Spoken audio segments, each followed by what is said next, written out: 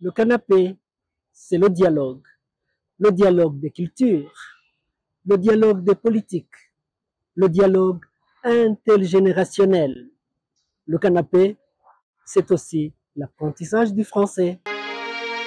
Le gouvernement rwandais et celui de la République populaire de Chine viennent de signer un accord cadre pour un prêt de financement concessionnel d'une valeur de 66 milliards de francs rwandais.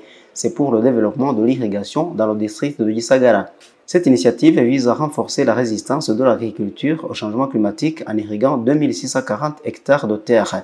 Le ministre des Finances et de la Planification économique Youssouf Murangwa, qui représentait le gouvernement rwandais à cette cérémonie de signature, a déclaré que ce financement est le fruit d'une coopération indéfectible entre le Rwanda et la Chine. Il a indiqué que la Chine est un partenaire de développement indéfectible du Rwanda et elle soutient, a-t-il dit, divers secteurs essentiels aux aspirations du Rwanda en matière de développement. Le barrage de Giseke et le projet d'irrigation contribueront de manière significative à la transformation durable de l'agriculture, comme le prévoit la seconde stratégie nationale de transformation. De son côté, l'ambassadeur de Chine au Rwanda, Wang Xuekun, a déclaré que la signature de cet accord rentre dans le cadre de la mise en œuvre de 10 plans d'action de partenariat entre les deux pays. Il a souligné que la signature de cet accord est une étape concrète vers la mise en œuvre de 10 plans d'action de partenariat proposés par le président Xi Jinping pour la coopération sino-africaine. Il a indiqué que la Chine reste déterminée à approfondir la coopération pragmatique avec le Rwanda dans divers domaines, à promouvoir les avantages mutuels, le développement partagé et à apporter un plus grand bien-être au peuple de deux nations. Cette initiative s'aligne sur les objectifs de la deuxième stratégie nationale de transformation NST2.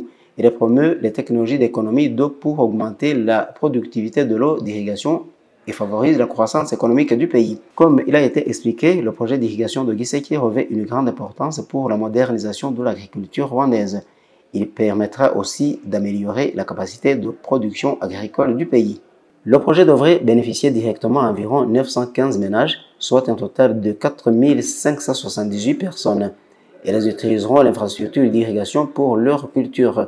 Les marchés locaux du district de Gisagara et au-delà devraient également bénéficier de la commercialisation des produits récoltés dans le cadre de ce projet. La coopération économique entre le Rwanda et la Chine repose principalement sur les projets financés par les prêts concessionnels et des subventions.